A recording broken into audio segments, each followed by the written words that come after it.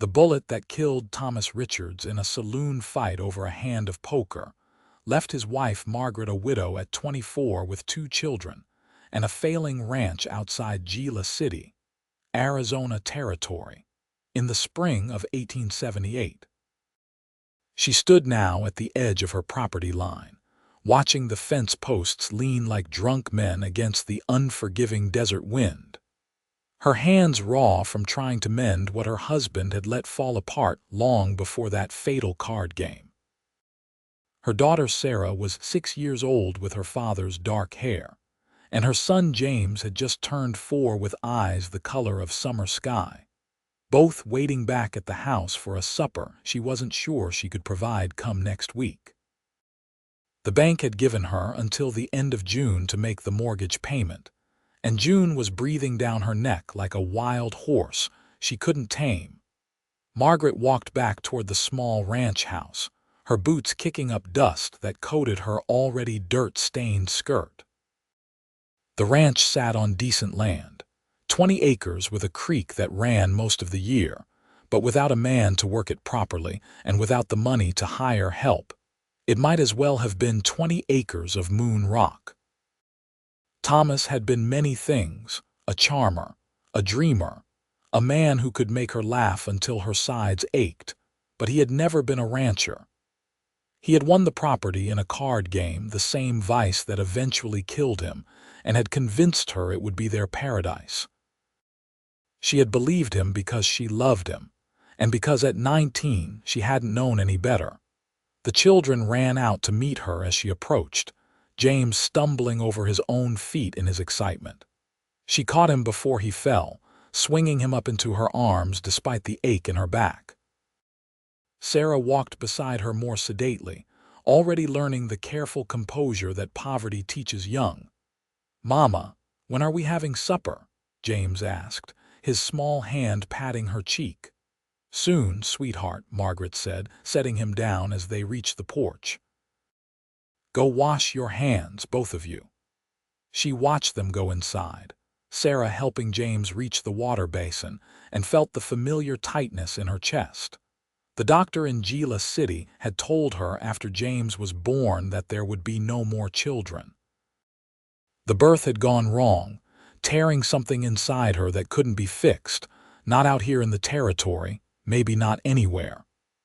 Thomas had shrugged it off, said 2 was plenty, then promptly stopped paying her the attention a husband should.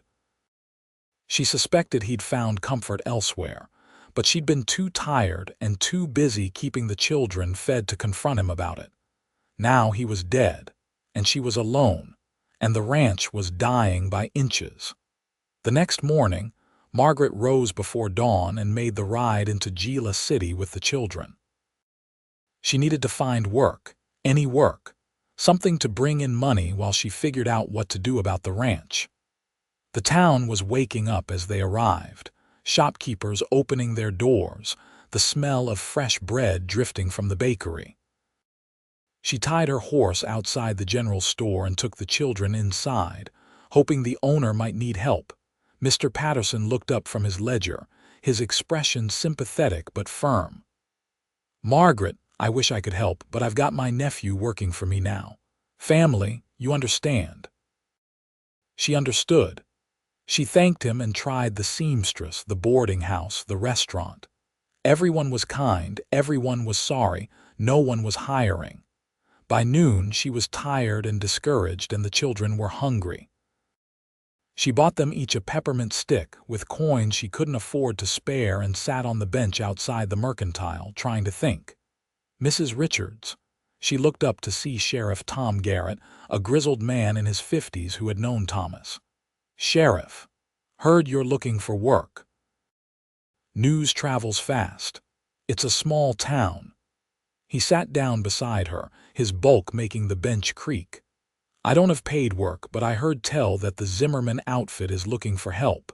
Big ranch about 10 miles north of here. They lost some hands to the silver mines, and they need people who can work. They're not particular about it being men, from what I understand. Pays fair." Margaret's heart lifted slightly. "Thank you, Sheriff. I'll ride out there this afternoon." Margaret. He paused, choosing his words carefully. Zimmerman's a good man, fair boss, but it's hard work. Dawn to dusk, maybe longer during roundup. I'm not afraid of hard work. I know you're not. He stood, tipping his hat. Give my regards to those kids of yours. The Zimmerman ranch sprawled across the valley like a small kingdom, with more cattle than Margaret had ever seen in one place, and a main house that looked like something from back east. She rode up the long drive with her children, feeling increasingly out of place. A man was working with a horse in the corral near the barn, moving with the kind of easy confidence that spoke of years in the saddle. He looked up as she approached, and even from a distance, she could see the moment his attention focused on her. He was tall, lean in the way of men who worked hard and ate little, with dark hair that needed cutting and a strong jaw shadowed with stubble. As she drew closer, she saw his eyes were a surprising dark green, like pine needles, and there was something in his face that made her think of kindness, though she'd learned not to trust first impressions. "Help you, madam," he called out, securing the horse and walking over to meet her.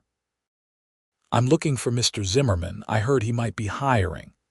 The man's eyes flicked to the children, then back to her face. "That'd be my father. I'm Daniel Zimmerman. Most folks call me Dan." She dismounted, helping James down while Sarah climbed down on her own. "Margaret Richards." "These are my children, Sarah and James." Dan crouched down to the children's level, his expression open and friendly. "Pleased to meet you both. That's a mighty fine horse you rode in on." James, never shy, stepped forward. "Mama says we might have to sell her." "James," Margaret said sharply, feeling her face heat. Dan stood, and there was no pity in his eyes, just understanding. "Well, let's see if we can prevent that. Come on up to the house. My father's inside going over the books." The main house was even more impressive inside, with real glass windows and furniture that looked store-bought rather than handmade. An older man sat at a large desk in what appeared to be a study, his reading glasses perched on his nose. He looked up as they entered, and Margaret saw where Dan got his features, though the father's face was weathered by time and responsibility. "Pa, this is Mrs. Richards. She's here about work." The elder Zimmerman, whose first name Margaret learned was Harold, stood and offered his hand.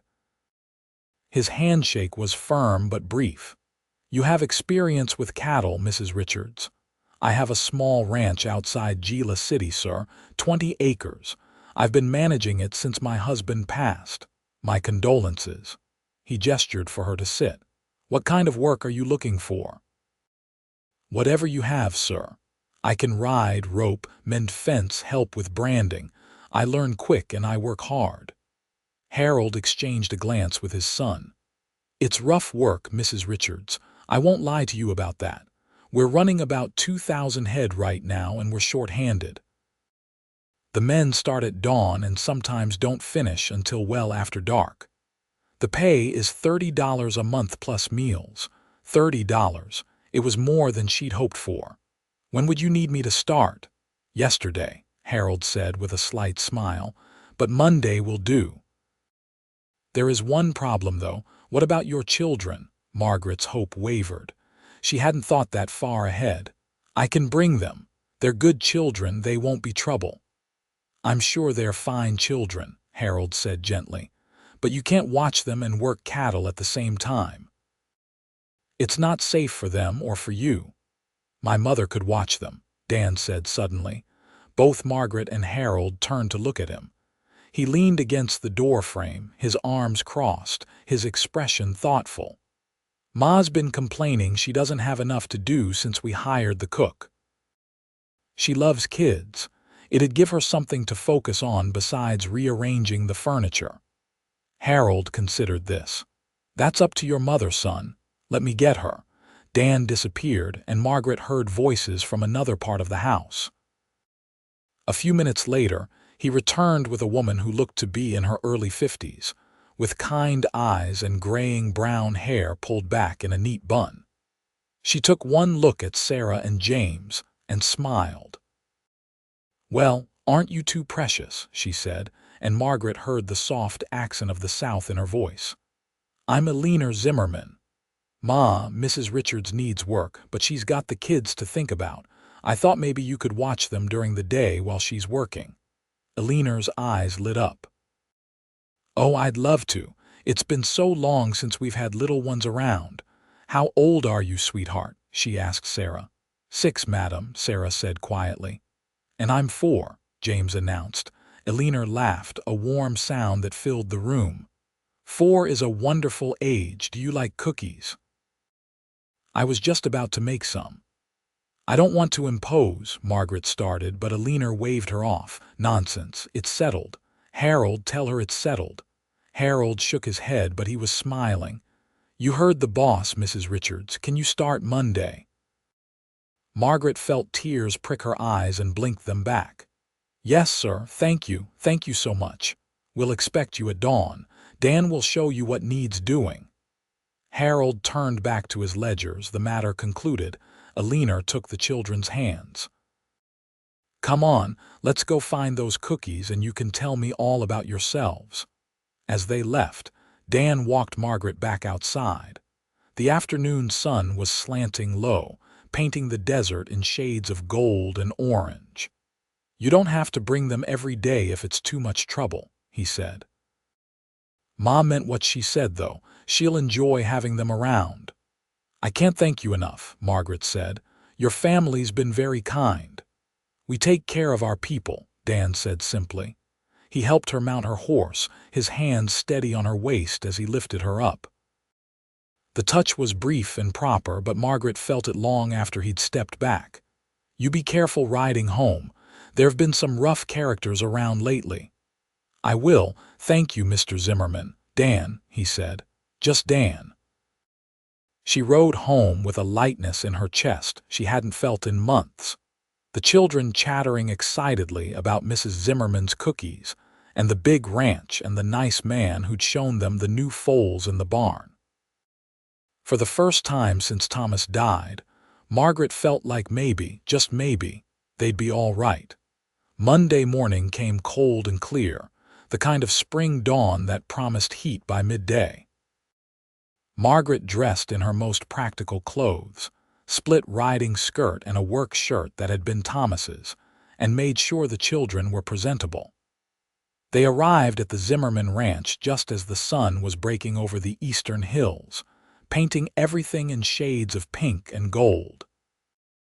Dan was already up, working with several other ranch hands to saddle horses and prepare for the day.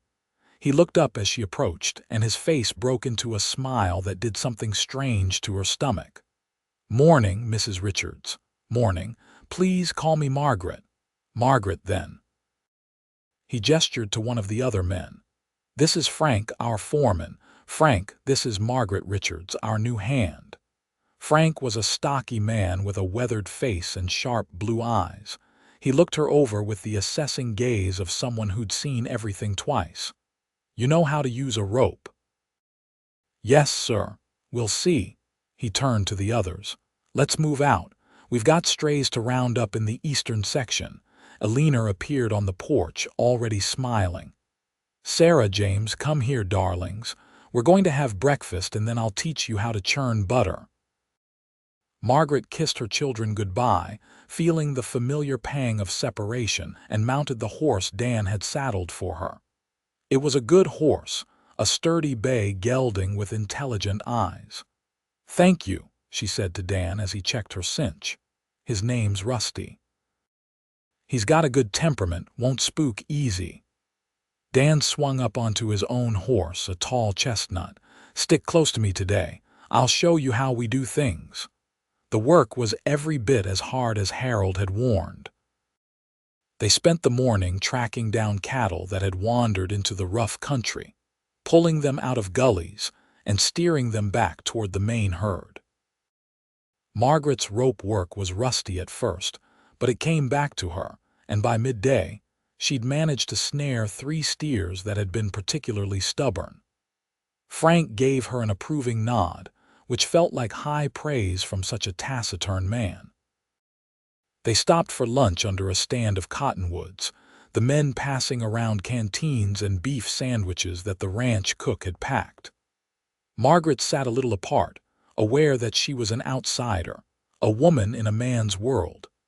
Dan came and sat beside her, offering his canteen when hers ran dry. "You did good this morning," he said. "Thank you. I'm a bit out of practice. You wouldn't know it." He stretched out his legs, his shoulder nearly touching hers. "How big did you say your ranch was?" 20 acres. It's not much. My husband won more interested in cards than cattle." "That how he died? Cards?" Someone thought he was cheating. He wasn't, but that didn't matter much in the end. She took another sip of water. "I should probably sell it, but I keep thinking maybe I can make something of it. For the children, you know." Dan was quiet for a moment, watching the cattle graze. 20 acres is a good size for a small operation. With the right help, it could work. I can't afford help. Maybe not hired help, but there's other kinds. He stood, offering her a hand up. "Come on, Frank's giving us the evil eye." The afternoon was spent mending fence line. Hard physical labor that left Margaret's hands blistered and her back aching. But it was good work, honest work. And when Dan showed her a trick for wrapping the wire that made it easier on her hands, she felt a warm glow of gratitude that had nothing to do with the sun beating down on them. By the time they returned to the ranch house, the sun was setting and Margaret was exhausted. Alina had supper waiting, insisting that Margaret and the children stay and eat. The dining room was warm and welcoming, filled with the smell of roast chicken and fresh bread. The children were animated, telling Margaret all about their day learning to churn butter and gathering eggs. "Mama, Mrs. Zimmerman says we can have a kitten," James said, his eyes wide with hope. Margaret looked at Alina, who had the grace to look slightly sheepish. "There's a barn cat who just had a litter. I told them they'd have to ask you first." "Please, Mama," Sarah added, her usual reserve forgotten in her excitement. Margaret hesitated, thinking of one more mouth to feed, but the joy on her children's faces decided her. "All right, one kitten." The children cheered, and Dan caught her eye across the table, his smile warm and approving. Harold launched into a story about a barn cat they'd had when Dan was young, and the evening passed in easy conversation and laughter. As Margaret prepared to leave, Alina pulled her aside. "Those children are a blessing. You've done a wonderful job with them." "Thank you, Mrs. Zimmerman." "Alina, please, and I mean it. Bring them any time. They're welcome here always." Dan walked her out to her horse, carrying James, who was half asleep. He settled the boy in front of Margaret while Sarah scrambled up behind her. "You ride careful now," he said, his hand resting briefly on Margaret's knee. "See you tomorrow." The days settled into a rhythm that Margaret found herself looking forward to. She rose before dawn, got the children ready, and rode to the Zimmerman ranch. The work was hard but satisfying, whether they were moving cattle, mending fence, or helping with the endless repairs that a ranch required. Frank proved to be a fair boss, expecting hard work but giving credit where it was due. The other ranch hands gradually warmed to her, especially after she proved she could rope a calf as well as any of them. But it was Dan who occupied more and more of her thoughts. He was patient when he taught her something new, quick with a joke when the work got tedious, and kind in ways both big and small. He always made sure she had the gentlest horse, always checked that she had water during the hot afternoons, always seemed to position himself between her and any potential danger. One afternoon, 3 weeks into her employment, they were moving a group of cattle to a new pasture when a rattlesnake spooked Margaret's horse. Rusty reared, and she felt herself sliding from the saddle. Dan was there in an instant, grabbing the reins and steadying the horse with one hand while catching her with the other. She found herself pressed against his chest, his arm around her waist, her hands gripping his shoulders. "You all right?" he asked, his face inches from hers. "Yes," she managed, though her heart was racing and it had nothing to do with the near fall. He held her a moment longer than necessary, his eyes searching hers, and she saw something in them that made her breath catch. Then he was setting her back in the saddle, his hands careful and proper. The moment passed. That evening, Alina invited Margaret to stay for supper again. It had become a regular occurrence, one that Margaret told herself she accepted for the children's sake. They loved the Zimmerman's house, loved Alina's attention and the good food and the sense of family that filled the rooms. But if Margaret was honest with herself, she loved it too. After supper, while Alina entertained the children with a story, Dan asked Margaret to walk with him. They strolled out to the corral where the horses dozed in the twilight. The air was cooling, carrying the scent of sage and mesquite. "I've been thinking about your ranch," Dan said, leaning against the fence rail. "What about it?" 20 acres is too small to run cattle for profit, but it's good size for horses. You've got water, you've got decent grazing. If you had a few good mares and a decent stallion, you could raise horses. There's always a market for good horses. Margaret considered this. "I wouldn't know the first thing about breeding horses." "I would." He turned to face her, his expression serious. "I could help you set it up, teach you what you need to know. On Sundays, my day off, if you wanted." "Why would you do that?" Dan was quiet for a long moment, his eyes on the darkening horizon. "Because I think you deserve a chance. Because your kids deserve a stable home. And because I think you're one of the bravest women I've ever met, and I'd like to help if you'll let me." Margaret's throat tightened. "I can't pay you. I'm not asking for payment." He met her eyes. "I'm asking if you'll let me help." She knew she should say no.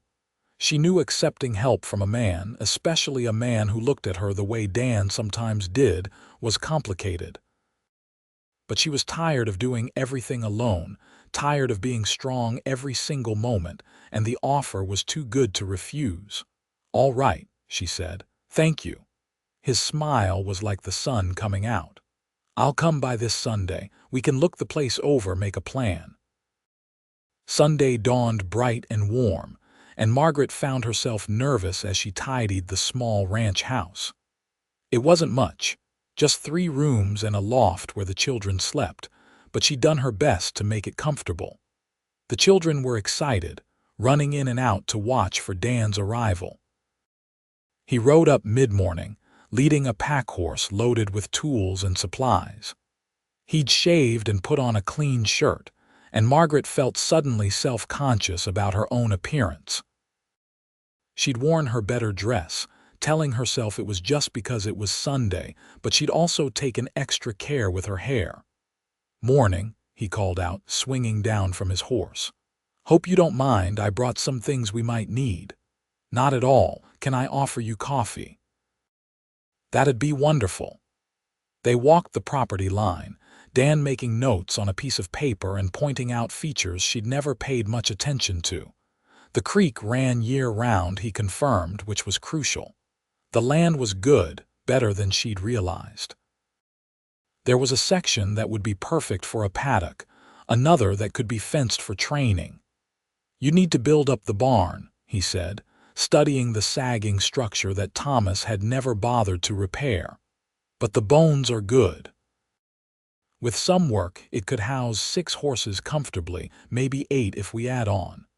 "That's a lot of work." "I'm not afraid of work," he grinned at her. "Are you?" They spent the afternoon shoring up the fence line, Dan showing her how to set posts properly so they'd last. The children played nearby, James making complex imaginary games with sticks while Sarah watched with her kitten, a little orange tabby she'd named Pumpkin, curled in her lap. When the sun started to sink low, Margaret insisted Dan stay for supper. It was meager, beans and cornbread, nothing like the meals at the Zimmerman ranch, but he ate with enthusiasm and praised her cooking until she laughed. "You don't have to be polite," she said. "I know it's plain fare. It's good food made better by the company." He accepted a second helping. "Besides, my ma's cooking spoiled me. I can appreciate simple and well-made." After supper, the children showed him the kitten's tricks, and Dan played with them with the easy patience of someone comfortable around children. Watching him toss James in the air while Sarah giggled, Margaret felt something shift in her chest, a warmth that was dangerously close to longing. As the light faded, Dan prepared to leave. Margaret walked him out to his horse, suddenly reluctant to see him go. "Thank you for today. For all of this. It was my pleasure." He hesitated, then said, "Margaret, I hope you don't think I'm overstepping, but I want you to know that I think you're doing an amazing job. With the ranch, with your kids, all of it. Thomas was a fool. You didn't know him. I know he left you to handle all this alone. That's enough." He swung up into the saddle. "I'll see you tomorrow at the ranch." She watched him ride away, his figure silhouetted against the purple twilight, and wondered what she was getting herself into. The weeks passed, spring sliding into summer. Margaret fell into the rhythm of ranch work, her body growing stronger, her skills sharper. She could rope as well as any of the hands now, could read cattle and anticipate their movements, could work from dawn to dusk and still have energy to play with her children in the evening. Every Sunday, Dan came to her ranch. They worked on the barn, rebuilding it board by board. They constructed a proper paddock, the fence line straight and true. Dan brought over one of his father's mares, a sweet-tempered buckskin and a young stallion with good bloodlines. "Consider it a loan," he said when Margaret protested. "Once you've got your operation running, you can pay Pa back with a foal or two." Harold had approved the arrangement readily, seeming pleased that his son had taken an interest in helping the widow. Eleanor was even more enthusiastic, telling Margaret that it was good to see Dan so focused and happy. "He's always been a hard worker," Eleanor confided one afternoon while they shelled peas together. "But since his sweetheart ran off with a merchant from Tucson 2 years back, he's been just going through the motions. This is the first time I've seen him really engaged with something." Margaret absorbed this information, feeling a pang of sympathy for Dan and something else she didn't want to examine too closely. "I didn't know he'd been engaged." Oh, it never got that far, but it was heading that way. She decided ranch life wasn't for her. Wanted city living, pretty dresses, that sort of thing. Eleanor paused. Dan took it hard. Not that he'd ever say so, but a mother knows. That evening, as Dan helped Margaret set the final post for the new paddock, she found herself studying him in the golden evening light. He worked with his shirt sleeves rolled up, muscles moving under sun-browned skin, his face peaceful in concentration. He caught her looking and smiled, and she felt heat rise to her cheeks. "Penny for your thoughts," he said. "I was just thinking how much you've done for us. For me. I don't know how I'll ever repay you." Dan set down his tools and came to stand in front of her. "I don't want repayment, Margaret." "Then what do you want?" He reached out slowly, giving her time to pull away, and tucked a strand of hair behind her ear. His fingers lingered against her cheek.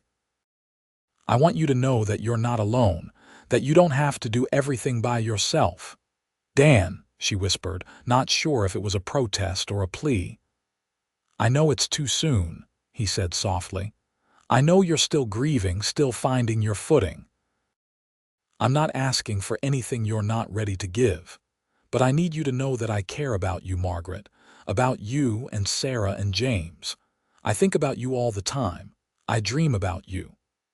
Her heart was pounding so hard she was sure he could hear it.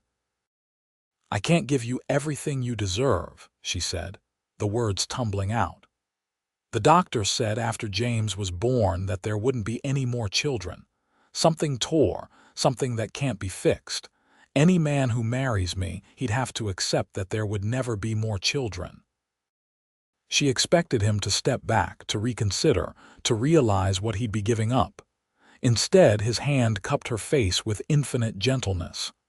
"Then I'll love the ones you have," he said simply. "Sarah and James are wonderful kids.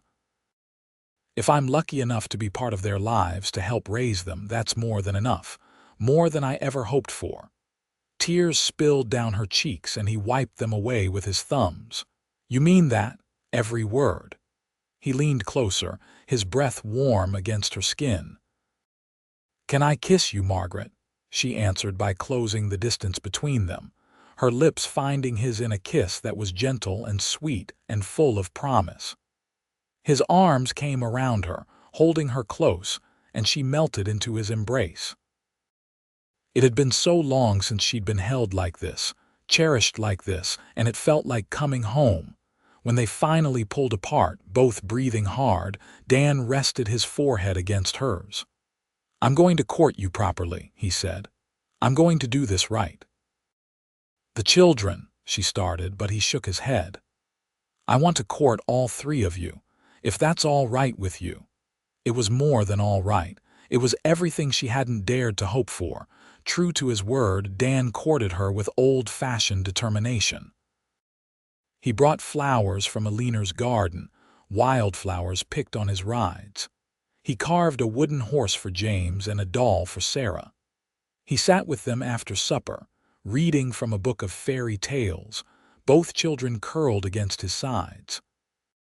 He asked Margaret's opinions, listened to her thoughts, treated her as an equal partner in all the plans for the horse ranch. The other ranch hands noticed, of course, and there was some good-natured ribbing. Frank pulled Margaret aside one day about 2 months into Dan's courtship, his gruff face serious. "That boy's head over heels for you," he said without preamble. Margaret blushed. "I know. You feel the same." "Yes," Frank nodded, satisfied. "Good. Dan's the best man I know. He deserves someone who'll appreciate him. Just thought you should know we all approve, in case you were wondering." She hadn't realized how much she'd needed that approval until she had it. The ranch hands treated her differently after that, less like an outsider and more like one of their own. They joked with her, asked her advice, included her in their easy camaraderie. Harold and Alina were even more obvious in their approval. Alina started teaching Sarah to sew and bake, treating the little girl like the granddaughter she'd never had. Harold taught James to whittle, the two of them sitting on the porch in comfortable silence, wood shavings curling at their feet. "You've made our son happy," Harold told Margaret one evening when they found themselves alone. "We're grateful for that." "He's made me happy too," Margaret admitted. "Then I'd say that's about as good as it gets in this world." As summer deepened, Margaret's small ranch began to transform. The mare Dan had brought over foaled in July, a beautiful colt with his sire's elegant head and his mother's sturdy build. Dan helped Margaret with the delivery, coaching her through the process, and when the colt stood on wobbly legs for the first time, she felt a surge of pride and hope. "You're first," Dan said, his arm around her shoulders as they watched the colt nurse. "The first of many." Her ranch now had a name, carved on a wooden sign that Dan had made, Riverside Ranch, named for the creek that sustained it. The barn stood strong and weatherproof, the paddocks were secure, and there were 3 more mares in addition to the first, all purchased with the money Margaret had saved from her wages, and a loan from Harold that she insisted on putting in writing. On a warm evening in late August, Dan asked Margaret to walk with him down to the creek. The children were asleep in the house, tired from a day of play, and the cicadas sang in the cottonwoods. The moon was rising, painting everything in silver. Dan had been quieter than usual all evening, and Margaret wondered if something was wrong. When they reached the creek, he turned to face her, taking both her hands in his. "Margaret, "I've been thinking about the future," he said. "About your future, my future. Our future if you'll have me." Her heart began to race. "Dan, let me get this out," he said with a nervous smile. "I've never been good with words, not like my ma wanted me to be, but I need you to know what you mean to me. You're the strongest, bravest, most beautiful woman I've ever known.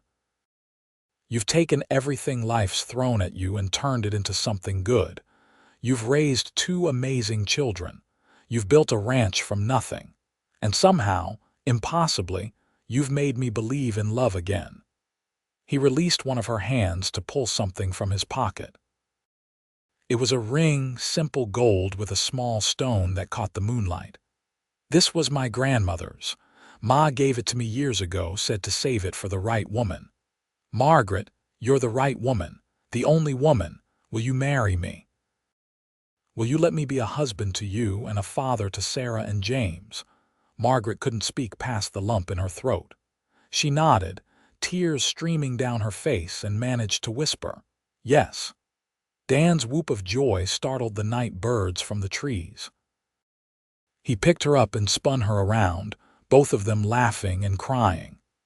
When he set her down, he kissed her with such tenderness and joy that she felt it all the way to her toes. He slipped the ring onto her finger, and it fit perfectly, as if it had been made for her. They stood there in the moonlight, holding each other, planning their future in whispered words and stolen kisses. "I want to adopt the children," Dan said. "Legally, properly. I want them to be Zimmermans if that's all right with you." "They'd like that," Margaret said. "James already calls you Pa sometimes when he forgets himself.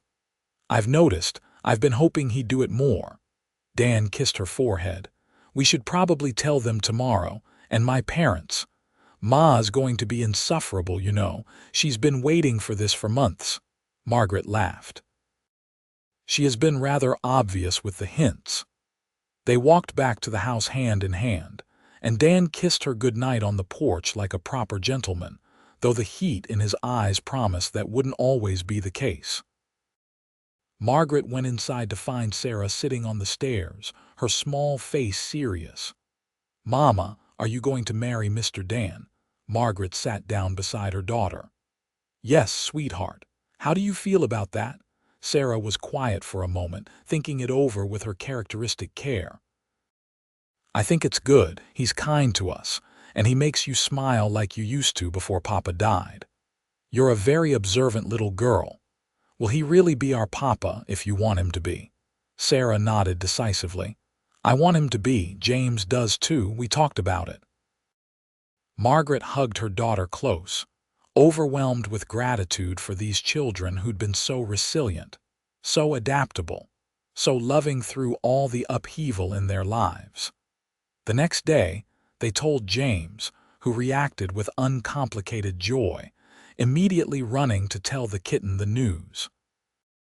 Then they rode to the Zimmerman ranch together, a family already if not yet in name. Alina cried happy tears and immediately started planning the wedding. Harold shook Dan's hand with gruff pride and told Margaret she was getting a good man. The ranch hands congratulated them, Frank presenting Margaret with a horseshoe he'd bent into a heart shape as an engagement gift. They were married 6 weeks later, in late September, when the heat had finally broken, and the air held the first hint of fall.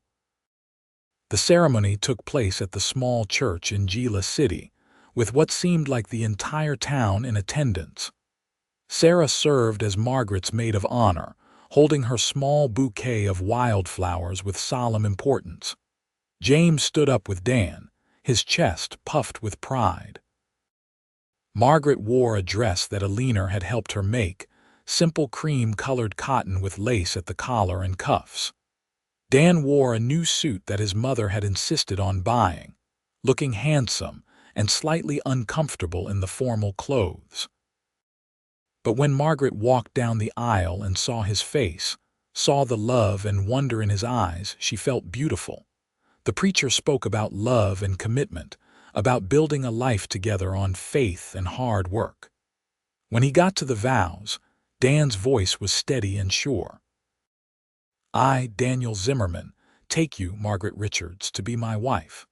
I promise to love you, honor you, and cherish you all the days of my life. I promise to be a good father to Sarah and James, to raise them as my own, and to build a life with all of you that's filled with love and laughter. This I vow before God and these witnesses." Margaret's voice shook with emotion as she made her own vows, promising to love and honor this good man who'd chosen her and her children, who'd seen her at her lowest and had offered not pity but partnership. When the preacher pronounced them husband and wife, Dan kissed her with such sweetness that there wasn't a dry eye in the church. The reception was held at the Zimmerman Ranch, tables set up in the yard, food and drink flowing freely. There was music and dancing, and Dan whirled Margaret around until she was dizzy and laughing. He danced with Sarah, making her giggle as he taught her the steps, and with Alina, who cried again. James fell asleep on Harold's shoulder, worn out from excitement. As the sun set and the party continued around them, Dan pulled Margaret aside to a quiet corner of the porch. "Happy, Mrs. Zimmerman. Happier than I ever thought I'd be again," she said honestly. "You've given me so much, Dan. A future, a family, hope. You've given me the same." He kissed her gently. "I know we've got hard work ahead of us, building up both ranches, raising the kids, but I can't wait to do it all with you." They spent their wedding night at Margaret's ranch, now officially theirs together. Alina had insisted on keeping the children overnight, giving the newlyweds privacy. Dan carried Margaret over the threshold of the little house, and they made love with a tenderness and passion that left them both breathless and amazed. Afterward, lying in Dan's arms, Margaret traced the calluses on his hands and thought about how much her life had changed.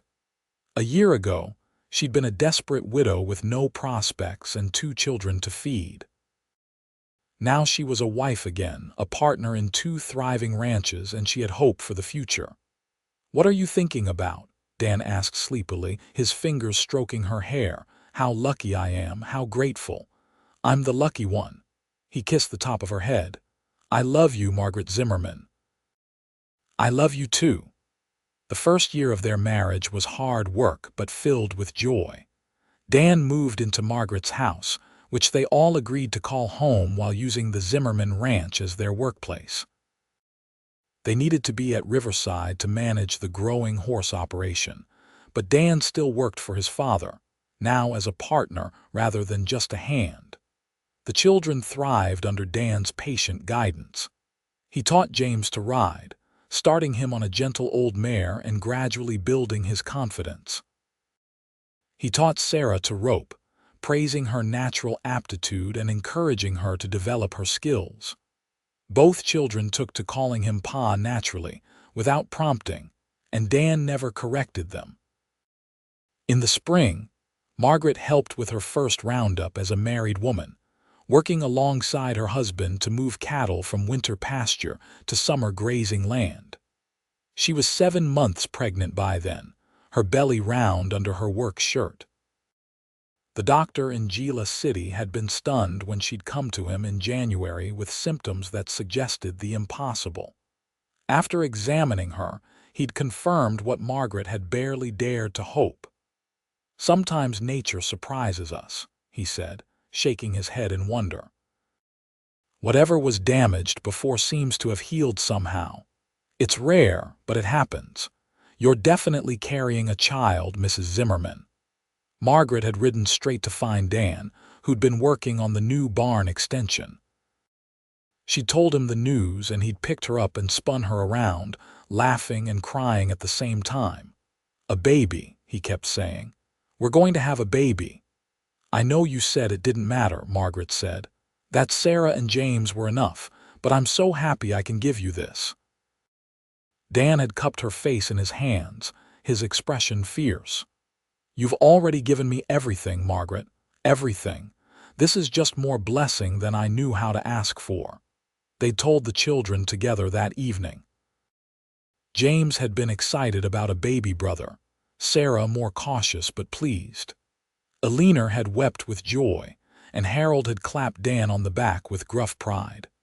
Now, 7 months later, Margaret was still working, though Dan fretted constantly. "You should be resting," he said for the 100th time as she helped sort calves. "I'm pregnant, not fragile," she replied, also for the 100th time. "Women have been working while expecting babies since the beginning of time." "Not my wife," Dan muttered, but he knew better than to argue too strenuously. The baby came in early May, a squalling red-faced boy with a shock of dark hair and his father's green eyes. Dan wept when he held his son for the first time, and Margaret fell in love with him all over again, watching her strong cowboy cradle their tiny baby with such gentleness. They named him Thomas Daniel, honoring both the father who'd given Margaret her first children and the man who'd chosen to love them all. Young Thomas, or Tommy as he quickly became known, was a healthy, hungry baby who brought chaos and joy to the household in equal measure. Sarah and James adored their baby brother, fighting over who got to hold him and help with his care. Dan was a devoted father, walking the floor with Tommy at night when he was fussy, changing diapers without complaint, talking to his son in a soft voice that made Margaret's heart melt. Riverside Ranch continued to grow and prosper. The first foals born and raised on the property were sold that fall for good prices, establishing Margaret and Dan's reputation for quality horses. They hired 2 hands to help with the work, young men eager to learn the horse trade. The Zimmerman Ranch prospered as well, with Dan taking on more responsibility as Harold gradually stepped back. There was talk of Dan inheriting the entire operation eventually, with Frank staying on as foreman, but that was years in the future. On a cool evening in late October, almost 2 years after their wedding, Margaret stood on the porch of their home watching the sun set over the desert. Tommy was asleep in his cradle. Sarah and James were doing their lessons at the kitchen table, and Dan was riding in from checking the fence line. He dismounted and came up the steps, pulling her into his arms and kissing her soundly. "What are you thinking about, looking all serious like that?" "Just about how much has changed," she said. 2 years ago, I was terrified I'd lose everything. Now look at us." Dan surveyed their land, the sturdy house and barn, the horses grazing peacefully in the paddock, the mountains purple in the distance. "We built this together, you and me. You gave me a chance when no one else would. You gave yourself that chance, I just helped a little." He rested his hand on her belly, where their second child was just beginning to show. "You feeling all right?" "I feel wonderful." And she did. The doctor had confirmed she was expecting again, due in the spring. Dan had been overjoyed, though he was already being overprotective. 2 years, 3 children, and another on the way, Dan mused. "We don't do anything by half measures, do we?" Margaret laughed. "Apparently not." Sarah appeared in the doorway. "Pa, I finished my arithmetic. Can you check it?" "Sure thing, sweetheart." Dan kissed Margaret once more and followed Sarah inside. Margaret stayed on the porch a moment longer, listening to the sounds of her family. Her husband's patient voice explaining a math problem, James's laughter at something Tommy had done, the baby's happy coos. This life, this beautiful, chaotic, perfect life was hers. She'd been a widow once, desperate and alone, convinced her best days were behind her. But she'd been wrong.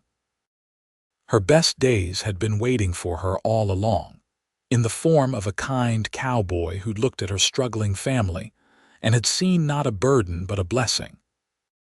Margaret went inside to join her family, closing the door on the gathering darkness and stepping into the warmth and light of the home they'd built together. The years rolled on with the steady rhythm of ranch life, marked by roundups and foaling seasons, by harsh winters and blazing summers, by the everyday miracles of children growing and love deepening. Their second child together, a daughter they named Eleanor Grace after Dan's mother, arrived in April as the desert bloomed with wildflowers.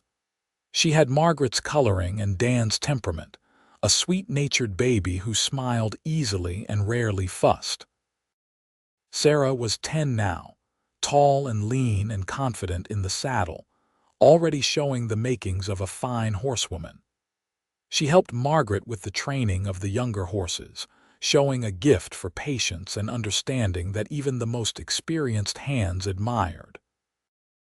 James, at 8, was quieter but just as dedicated, preferring to work with the cattle at the main ranch alongside his grandfather Harold and Frank. Tommy, now 3, followed his older siblings everywhere, trying to do everything they did with the fearless determination of a youngest child. Little Eleanor, called Ellie, was just learning to walk, taking tottering steps from the furniture to her father's outstretched arms. Riverside Ranch had become one of the most respected horse operations in the territory.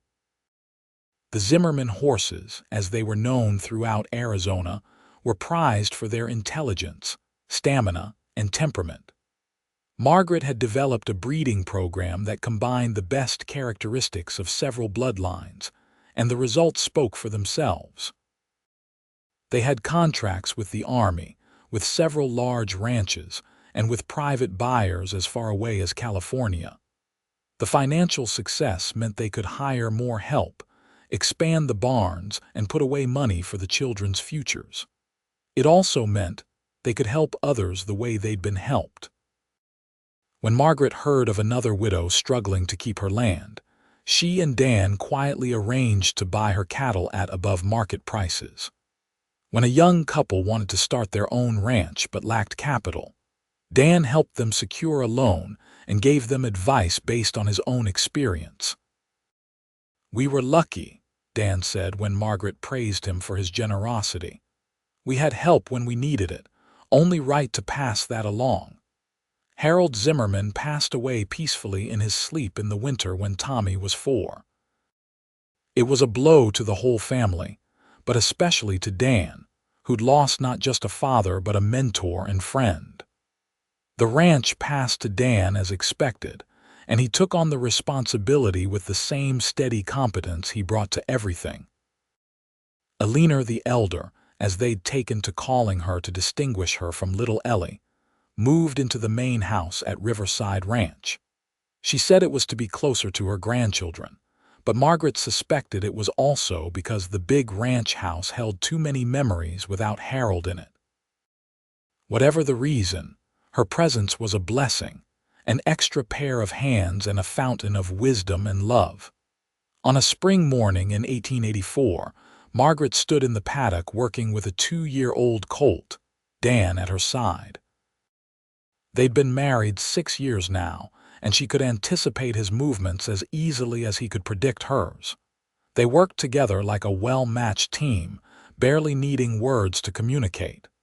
"He's going to be special," Dan said, watching the colt's fluid movements. "Look at that gait." "We should keep him for stud," Margaret agreed. "His bloodline is exactly what we need to strengthen the next generation." They discussed breeding programs and training schedules with the easy expertise of years of experience. It was hard to remember sometimes that Margaret had once known nothing about horses beyond basic riding. Now she could assess conformation, predict temperament based on bloodlines, and plan breeding programs seasons in advance. Sarah came riding up, dusty from a morning checking the fence line. At 12, she was increasingly independent and capable, trusted with real responsibility. "Mama, Pa, there's a family camped down by the creek. They look like they need help." Dan and Margaret exchanged glances. The creek marked the edge of their property, and it wasn't uncommon for travelers to stop there for water. But if Sarah thought they needed help, it was worth investigating. They found a young family, a man and woman probably in their mid-20s with 3 small children. Their wagon had a broken wheel and they looked exhausted and frightened. The man stepped forward as they approached, his hand hovering near a rifle, protective. "We don't mean any harm," he said quickly. "Just stop to fix our wheel and water the horses. We'll move on soon as it's repaired." Dan dismounted slowly, hands visible and non-threatening. "No rush. This is our land, but you're welcome to camp here as long as you need. I'm Dan Zimmerman. This is my wife Margaret and my daughter Sarah." The man relaxed slightly. "John Fletcher. This is my wife Ann and our children. We're heading to California, hoping to start fresh." Over the next hour, the story came out. Fletcher had been a farmer in Kansas, but drought and debt had driven them west. They were nearly out of money and supplies, desperate to reach California before winter. The broken wheel was just the latest in a series of disasters. Margaret saw herself in Ann Fletcher's tired eyes, remembered what it was like to be desperate and afraid with children depending on you. She made a decision. "Dan, why don't you help John with that wheel? Ann, you and the children come up to the house. I've got food and a spare room if you need to rest."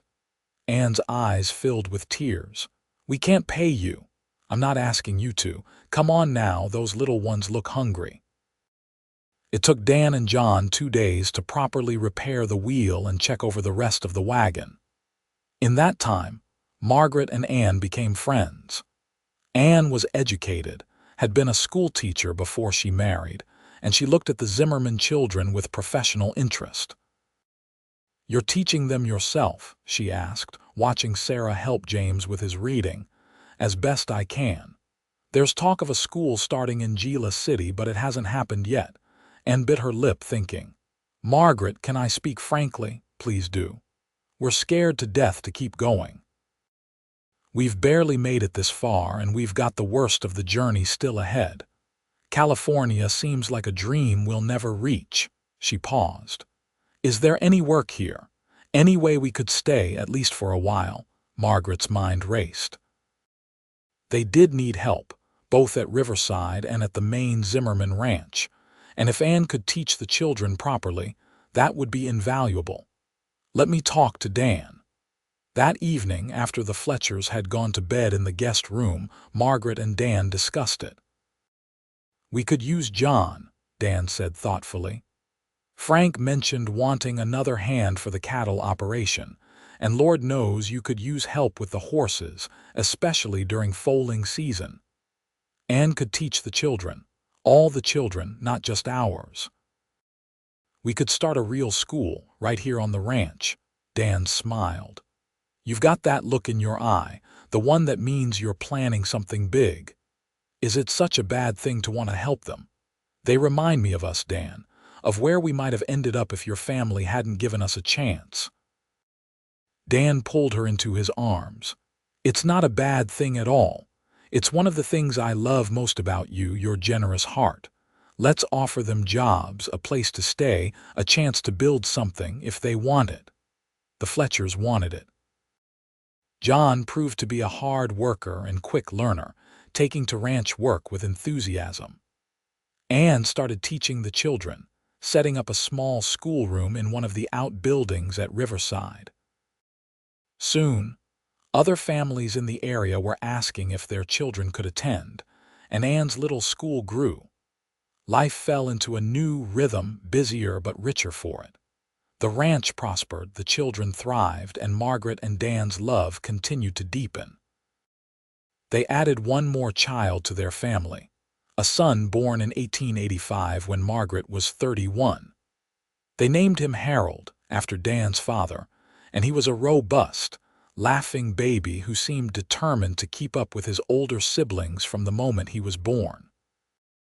On a warm summer evening, with Harold celebrating his first birthday, and the whole extended family gathered for the occasion, Margaret found a quiet moment alone with Dan on the porch. The sounds of the party drifted out from inside, children laughing, Alina's voice raised in a song, the clink of glasses and the hum of conversation. 6 children, Dan said, shaking his head in wonder. "When you told me you couldn't have more children, I meant what I said." Sarah and James would have been enough. But this, Margaret, this is beyond anything I dreamed. 2 miracles, Margaret said, touching his face gently. 3 if you count Harold. The doctor still can't explain it. Says sometimes the body heals in ways medicine doesn't understand. I don't need to understand it, I'm just grateful. Dan captured her hand, kissing her palm. You've given me everything, Margaret. A family, a home, a purpose, a life worth living. I love you more now than the day we married, and I didn't think that was possible. I love you too. You saved us, Dan. You and your family, you saved us when we had nothing and no one. We saved each other, Dan corrected. You gave my life meaning again, gave me a reason to hope and dream. We built this together, every bit of it. They stood together watching the sun set over their land, over the ranch they'd built from nothing, over the family they'd created through love and determination and faith. The little widow who'd thought her life was over had found not just survival but abundance. The lonely cowboy who'd thought love had passed him by had found a family that filled his heart to overflowing. Sarah came to the door, 16 now and beautiful, though she didn't seem to know it. Mama, Pa, Grandma Leaner says it's time to cut the cake. We're coming, sweetheart, Margaret said. Dan took her hand, and they went inside together into the warmth and noise and love of their family. Behind them, the desert stretched endless under the stars, harsh and beautiful and full of promise, just like the life they'd built together in this wild, wonderful territory they called home. The years continued to unfold with the beautiful predictability of a life well lived. Sarah grew into a stunning young woman, still more comfortable with horses than people, and eventually married a quiet rancher from Tucson who appreciated her skill and independence. James took over the day-to-day running of the main Zimmerman ranch when Dan decided to focus more on the horse operation at Riverside, proving to have inherited his adopted father's gift for leadership and his mother's head for business. Tommy, true to his adventurous spirit, joined the Arizona Rangers for a few years before coming home to settle down with a girl from Gila City and take his place in the family businesses. Ellie became a teacher like Ann Fletcher, taking over the school when Ann's health declined, and bringing the same patience and kindness to the work that had characterized her childhood. Young Harold, named for his grandfather, showed an early aptitude for breeding and training that surpassed even Margaret's considerable skills. By the time he was 20, he was developing breeding programs that were attracting attention from as far away as Montana and Texas. Through it all, Margaret and Dan remained the center around which the family revolved. They aged together gracefully, their hair going gray, their bodies marked by hard work and the passage of time, but their love only growing stronger. On their 20th anniversary, the whole family gathered at Riverside Ranch for a celebration. Children and grandchildren, hired hands who'd become like family, friends from town. They all came to honor the couple who'd built something lasting and good from the ashes of tragedy and loss.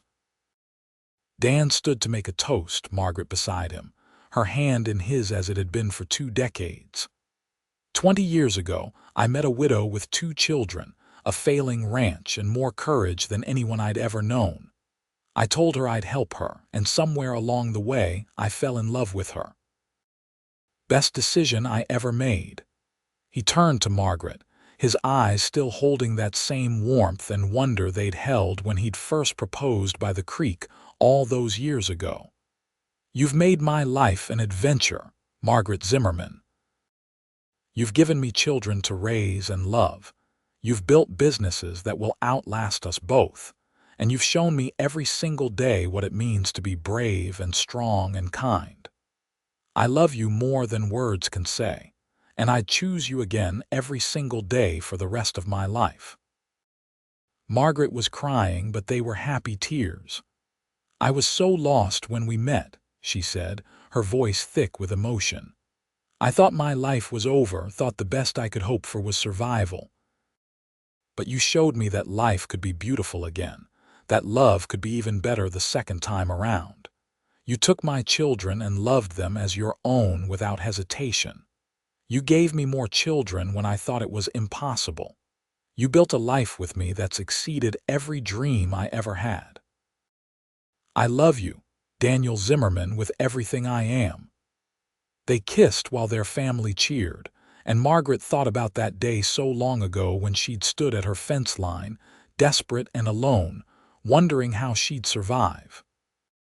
She'd never imagined this, never dared to hope for this much joy, this much love, this much life. The party continued late into the night, with music and dancing and storytelling. The grandchildren, 5 so far with more on the way, ran wild under the watchful eyes of their parents and great-grandmother Eleanor, who at 82 was still sharp as a tack and twice as feisty. As the night wound down and guests began to leave, Margaret and Dan slipped away to their favorite spot by the creek. The moon was full, casting silver light across the water, and the air was sweet with the scent of desert flowers. 20 years, Margaret mused, leaning against Dan's solid warmth. "It seems like forever and no time at all." "I know what you mean." Dan's arm tightened around her. "Some days I look at you and I still see that beautiful, terrified woman who rode up to my father's ranch looking for work. Other days, I can't remember a time when you weren't part of my life." "Do you ever regret it? Taking on a ready-made family instead of starting fresh with someone else?" Dan turned her to face him, his expression serious in the moonlight. "Never. Not once, not for a single second. Sarah and James and the children we had together, they're all mine, Margaret. All equally mine, all equally precious. You gave me a family, a real family, and that's the greatest gift anyone ever gave me." Margaret kissed him, pouring 2 decades of love and gratitude into the gesture. "I can't believe I get to spend the rest of my life with you." "Believe it, Mrs. Zimmerman. You're stuck with me until the end." They stood together by the creek, the same creek where he'd proposed all those years ago, where they'd made plans and dreamed dreams and built the foundation for the life they now shared. Around them, the desert breathed and settled into night, constant and eternal. The Riverside Ranch continued to operate successfully for decades, becoming one of the premier horse breeding operations in the Southwest. The Zimmerman name became synonymous with quality and integrity, a legacy built by a desperate widow and a kind cowboy who'd seen past circumstances to the person beneath. Margaret and Dan grew old together, their bodies slowing but their minds sharp and their love unwavering. They saw their children established in their own lives, saw their grandchildren grow, and eventually welcomed great-grandchildren into the family fold. When Margaret was 72 and Dan was 75, they took a ride together one spring morning, something they'd done countless times over the years. They rode to their favorite spot by the creek and dismounted, standing together as they'd done so many times before. "I've had a good life," Margaret said quietly, watching the water flow past. "Better than I ever deserved." "You deserved all of it and more," Dan replied, his hand finding hers with the ease of long practice. "You worked for it, fought for it, built it with your own 2 hands." "We built it together." "Yes," Dan agreed. "Together." They stood in comfortable silence, 2 old people who'd loved each other well and long, who'd created something beautiful and lasting from nothing but courage and hope and stubborn determination. The ranch would go on after them, managed by their children and grandchildren, the horses bearing the Zimmerman name still prized for quality and temperament. The story of the widow and the cowboy would become family legend, told to wide-eyed children and grandchildren as an example of what love and hard work could accomplish. But in that moment, Standing by the creek in the warm spring sunshine, Margaret and Dan weren't thinking about legacy or the future. They were simply being together as they'd been for more than 4 decades. Two souls perfectly matched, two hearts beating in rhythm. Dan pulled Margaret close and she rested her head on his shoulder, feeling the steady beat of his heart. "I'd do it all again," he said softly. "Every moment, every challenge, every joy, all of it." "Me too," Margaret whispered. "Every single moment." The sun climbed higher, warming the desert, and the creek continued its eternal song. The ranch hummed with activity in the distance, children and grandchildren going about the business of living, carrying on the work that Margaret and Dan had started so long ago. It was a good life, a life built on love and second chances, on courage and kindness, on the simple truth that family is what you make it and love knows no boundaries. The widow had found her cowboy, and the cowboy had found his family, and together they'd built something that would endure long after they were gone. And in the end, what more could anyone ask for than that?